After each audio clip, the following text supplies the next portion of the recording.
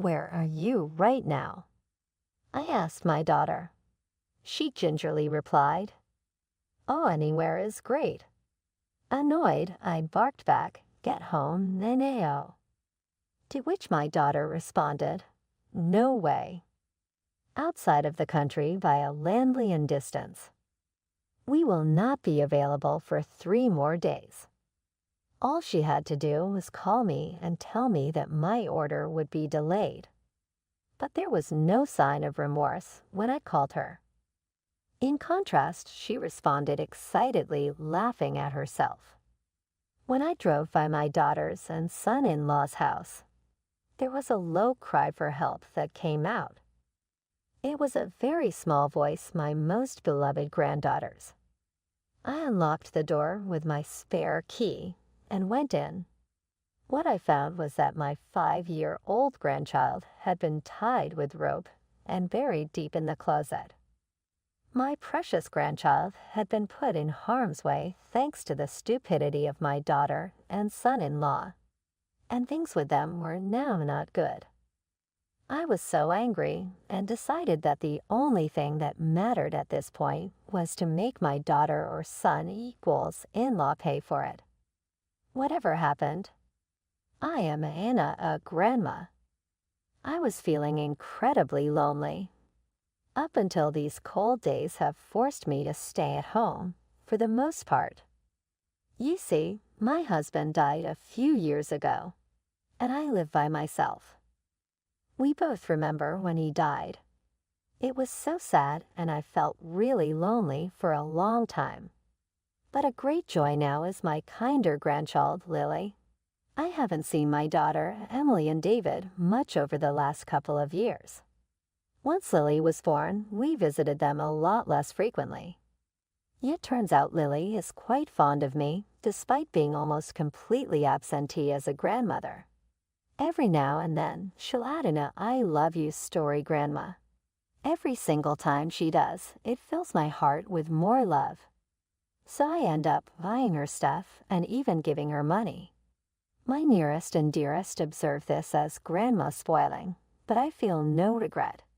She is my only grandchild and quite frankly a gift you can never get again, forever. It is my life. The love for Lily fills me utterly. But at the same time, I have reservations. They are based around the way that my daughter and son-in-law parent. Frankly, I doubt Emily will ever put her own needs behind those of our child. And David, her husband, whatnot, doesn't much care for Lily.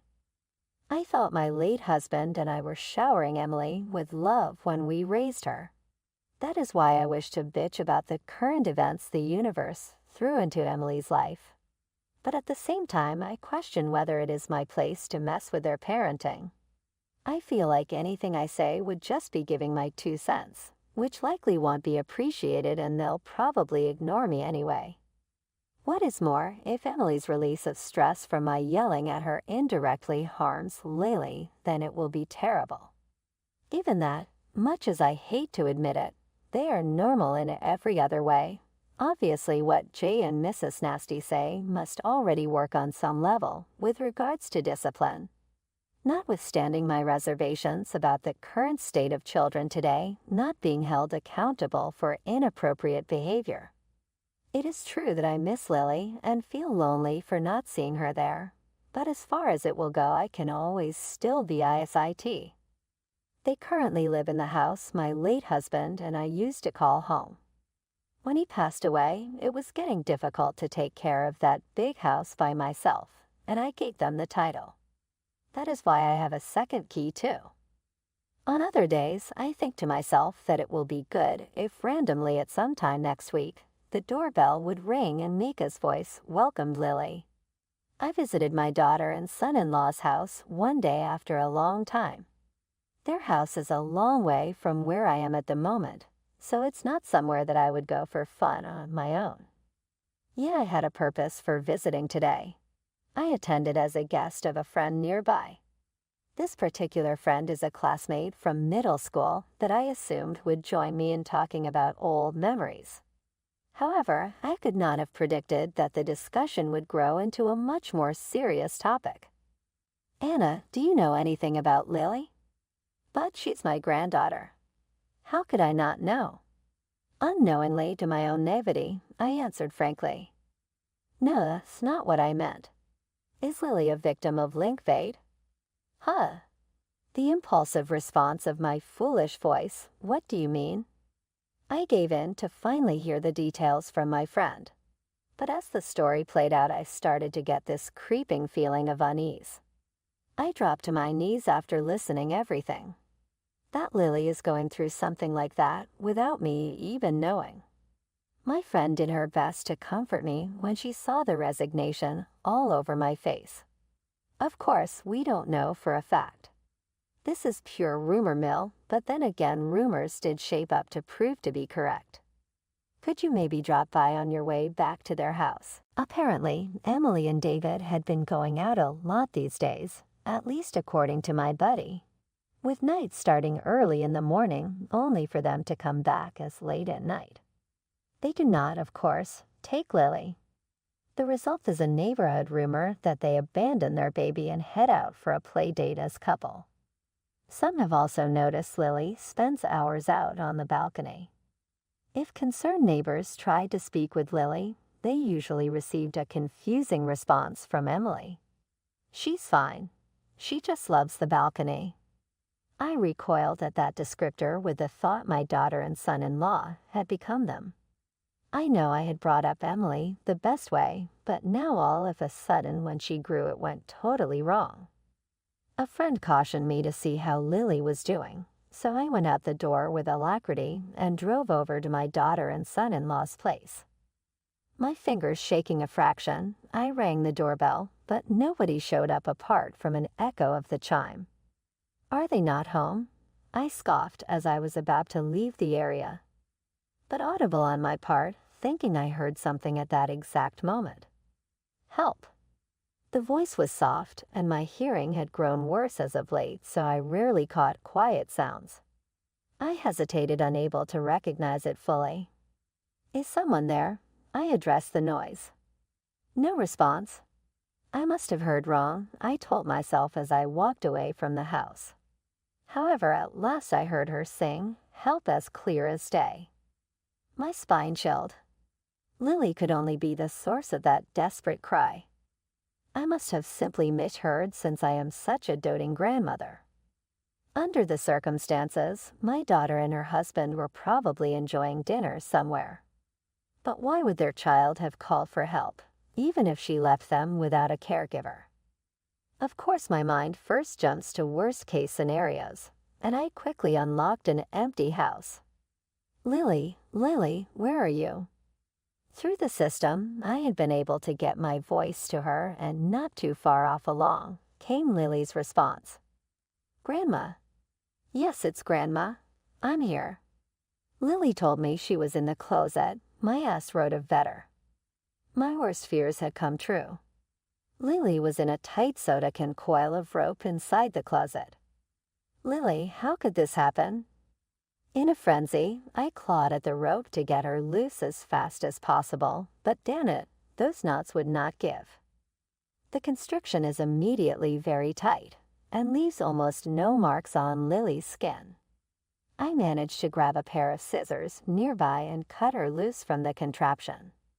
Why, family vacation with a twist. It would be 3 days before we are returning. The off. Naturally, I did not expect them to come back immediately, but hearing it from my daughter made me angry. Before I said anything else, Emily quickly cut me off and hung up saying, busy. I finally lost it with Emily. I looked down on those who would abandon their own child and just have fun for themselves. And from my own daughter, too. I may have had a lot of regretful parenting practices, and I think deep down in my soul felt like the worst wife ever. In this whirlpool of emotion, it was that frantic grab on my sleeve and furrowed brow by Lily which finally gave me pause for thought. Lily was weak and in desperate need of help, so I took her to the hospital as swift as possible. The doctor explained to her how she was almost at the point of catastrophic malnutrition, because while it was nothing urgent as of now, our Mom and Dad not here, Grandma." Her shaky voice seemed like a young bird also alarmed by an irritant from the outside world, either real or imagined. "They're not here. It's okay, you're safe now." Lily ran into my arms, sobbing inconsolably as I spoke. It didn't even matter that my clothes were disheveled. The truth was that my daughter and her husband had gone too far. They had done what must never be allowed to happen. I gently buried my rage deep inside, picking up Lily. Again, I examined her frail body and saw she had wasted away even more. It's possible that she hadn't been eating properly for days. It probably also true. Lily had faint dark marks all over her body, almost resembling bruises made by the rope. These could take some time to slowly fade. A rage sprung up within me then, and I called Emily. There was a pause, followed by the slowest voice ever coming through on that phone. "Oh no." She sounded slightly drunk. It bothered me to no end that she might drink while her daughter was clearly not well. I was boiling inside, but I tumbled out in a cold manner. "Where are you right now?" "Anywhere is fine." She didn't seem remorseful. That did nothing but irritate me further, rather than feel uplifted by it. "Emily, please be honest. Where are you?" She must have sensed my determination and told me. "We on family trip, overseas." A family vacation, but they left Lily locked in a closet. Family trip, how was this a family? I played along with her ploy to have Lily over. There was a slight dip in my daughter's mood, but her irritation to another one of those biting remarks came out subtly through the flavoring nuances. "Too bad. Hurry back home." "Why?" "Family vacation with a twist. It would be 3 days before we are returning." "The off." Naturally, I did not expect them to come back immediately, but hearing it from my daughter made me angry. Before I said anything else, Emily quickly cut me off and hung up saying, "Busy." I finally lost it with Emily. I looked down on those who would abandon their own child and just have fun for themselves. And from my own daughter, too. I may have had a lot of regretful parenting practices, and I think deep down in my soul felt like the worst wife ever. In this whirlpool of emotion, it was that frantic grab on my sleeve and furrowed brow by Lily, which finally gave me pause for thought. Lily was weak and in desperate need of help, so I took her to the hospital as swift as possible. The doctor explained to her how she was almost at the point of catastrophic malnutrition, because while it was nothing urgent as of now, I was relieved to hear that Lily had came through this unscathed. Then came the eruption of anger that was directed at my daughter and her husband. They had put my one and only grandchild at risk, therefore obviation. I decided my daughter and son-in-law needed to be held responsible, no matter what. To see just how far my daughter went is honestly sickening. She has never gone to this extreme before. The neighborhood gossip has it weighing somewhere, tipping into the category of not severe enough to make one look foolish, but all I can believe about my daughter is she would never risk that much. If Lily admitted that she was really abused, Emily would be ruined as well as David. However, I have to wonder why the desperation. With a good cause, I can have my daughter and son-in-law arrested for child abuse. And so, as painful and in many ways raw as it may be, I asked Lily to flesh out through email what had been somewhat of a vague, nebulous memory for me.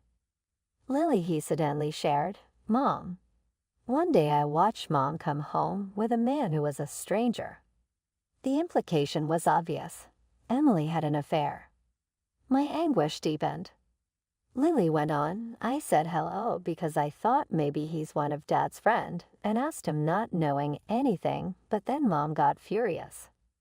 Lily had shared obscure memories, and when combined, it would appear Emily was really having an affair. Under the threat of exposure, she had to stoop this low. So taking some action, immediately all just fit together. I immediately got in touch with lawyers and agencies to bring justice against the couple who hurt my Lily. And when I told Lily, "Don't worry, Dada will protect you," she cried and said, "I want to go live with Grandma." Her words touched me, and I vowed to never let this happen. Do I make my purpose clear? She will want for nothing greater than equals from the point forward, including someone to shoulder her burdens. It had been 3 days, and my daughter had come back from her trip with her husband consumed by the otherworldly experience. But we heard the voice of Emily offering that sounded like, "Hey, let's go on our trip again, guys." A strange feeling washed over them as they slotted the key into the lock. Try as they might, the door wouldn't even budge when turned. Emily puzzled, mumbling, "Shit, am I fucking up?" This confusion was shared by David, who questioned, "What's going on?"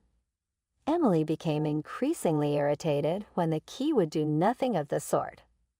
Then she looked down and saw a sign. It said, "Eversai." David looked to where she was staring and was equally surprised.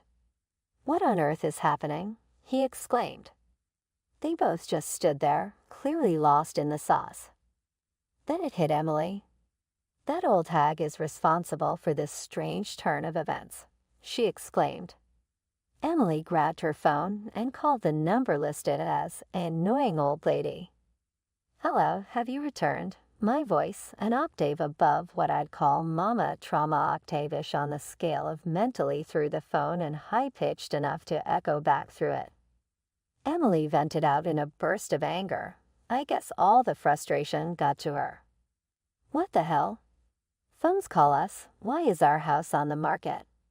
Did you do this? It's unbelievable." I chuckled, except that it was not a laughter from the phone. It emanated from behind her. All I could do was smirk back at Emily when she finally turned around from her door-opening duties. "Emily, I am so disappointed in you. I've always been skeptical of your parenting, but I never thought it would get to this level." I scolded as calmly as possible. "Huh? What are you talking about? You said you were vacationing with family overseas, didn't you? Where's Lily? Shouldn't she be with you?" When the only thing alive next to her was a husband, Emily suddenly broke into sweat before spreading out. "Well, Lily went over to drop off cookies at a friend's." She fluently let it go. "Really?" I asked, signaling for Lily to come out from behind me. Emily went stark white and clung to my legs. "Lily, why are you here? Why are you here? Emily, you tied Lily up with ropes and put her in the closet. You're truly despicable." As usual, rejected to continue. "Why would you do that?" Emily saw she had been busted and tried making up excuses. "What do you know? Parenting is tough. You got to do it sometimes for them, so they learn. Parenting is hard, truly it is. My stupid daughter would have maybe been a slight bit better if only she learned her lessons from you." I spat out sarcastically. Emily fell silent. David, who was usually a quiet person, expressed his grievance asking, "Why sell the house?" "What's going on?" "Because you didn't transfer the ownership when you took over. Then legally this house still belongs to me. It is my property. Take note that I can sell it if I feel like." Emily trembled. "So where are we gonna go live then?" The parents were too benumbed to be even worried about their child. "Are you then not concerned about your own child?"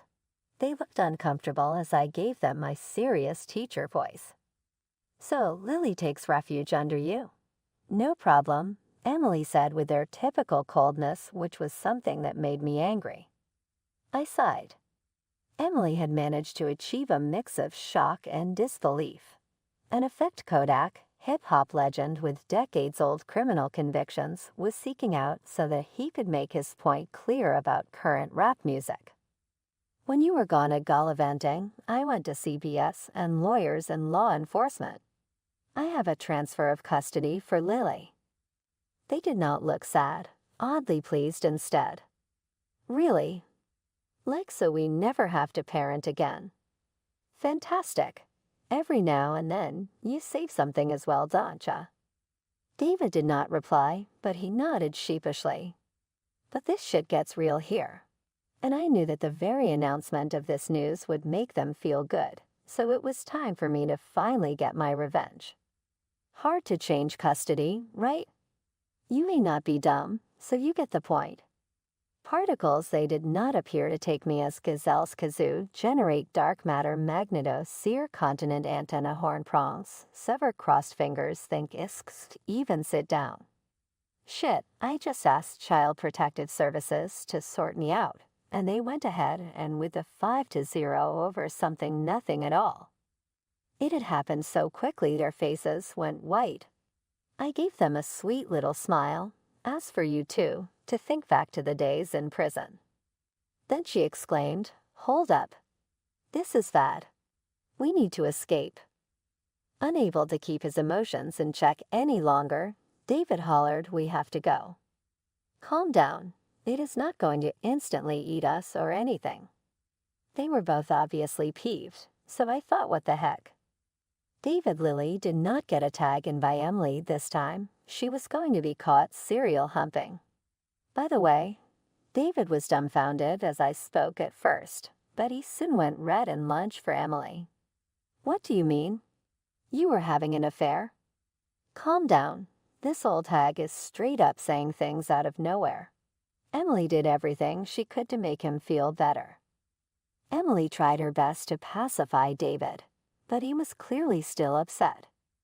And then I said, "Oh, and you know who she was having an affair with. Her high school classmate, Ethan, the guy next door, you know." Emily clenched her jaw. "How do you know all this?" She accidentally exposed the affair when she blurted out. The fury in David had grown hot. He was now chastising her. He was practically apoplectic and raged to form sentences. It was pretty funny to see how much it set him off, and I had more. By the way, Ethan is a married man. His wife found out and was fuming. She even threatened with a lawsuit for damages. Emily fell silent. Understandably so. She had to find a new place, lie to the cops about how he came by that brake line job, and prepare herself for one massive alimony check. The police matter was almost anticlimactic. Of course she would be arrested. It is the lowest point of her life at present, still couldn't make up for what she did to Lily. I made my mind up to do one last crippling thing. So I ended up hiring an attorney to look into different things. We found out that Emily was using the money I sent to provide for Lily. Both of you ought to have saved hundreds of thousands, but apparently the two of you squandered it. It seems they even paid for the recent trip expenses. I looked at Emily, who seemed so defeated. David, the guy who was unruffled still till now, just flinched at my words.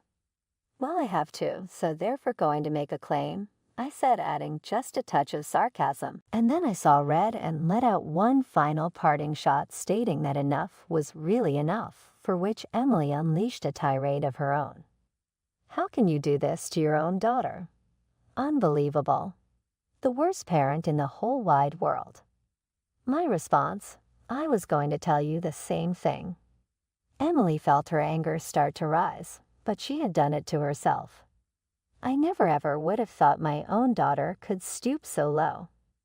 In the end, they were convicted of child abuse and went to jail. They had ironically discussed breaking up over Emily's infidelity just a week before, and here they were both on their way to prison. They were drowning in debt due to the alimony, adjacent claims from his affair, and repayment of misusing my financial support. Because David was fired as a result of the guilty sentence, he and Sarah fell into $160,000 in debt payments that they would never be able to pay off without any major income source. I was all over the place with my emotions, but that is due to them being at fault in having brought it on. Hopefully they reflect and improve. Meanwhile, I am over here all like new life with Lily, of course. At first, she had a difficult time adjusting to living in her own, and with only Grandma the fear of repeated violence continued to haunt. But ours and my neighboring made her say so with slight smile coming back to her face. Lily repeatedly tells her grandmother, "Thank you for helping me." Of course I have to help her given the situation, but even still, feel bad for not helping prior till things escalated like they did. It is heartwarming to see her smile with true gratitude. Now my days will be spent with Lily. They may not be big days, but each one I hold dear.